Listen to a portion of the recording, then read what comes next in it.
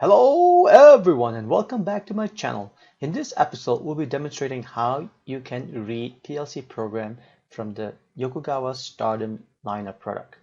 This applies to FCJ, FCN and FCN-RTU. Let's get started. First of all, launch your Logic Designer. This is what a Logic Designer looks like. Next thing you have to do is expand your project, double click on target settings and make sure your IP address is correctly set up here. Once that's done, click OK. I'm just going to click cancel here. The next thing you gotta do is click on this button here, which says Project Control Dialog. Click on it. It shows you the current status of the PLC. Click on Upload. Then you select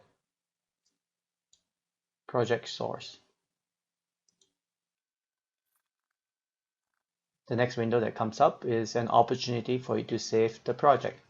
Give it a name and hit Save. I'm going to save it on my desktop. Save. Just say yes if they ask you to defragment it. And before you go online to the controller, you have to go Build and Rebuild Project. After the first upload or read from the PLC, it takes a bit of time to build the first initial logics. Once that's done, you got no errors, no warning. That's what it's supposed to be. Then you go click this button here, debug on and off. Once it is highlighted, you can actually see that you're live to the controller. This is what it looks like, the live values. If you go offline, this is what the offline looks like.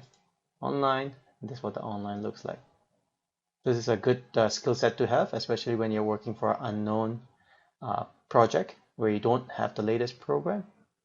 This is the best way to download, create backup, and whatever you want to create with it. Anyway, I hope this quick tutorial will help you. Have a good day. Bye.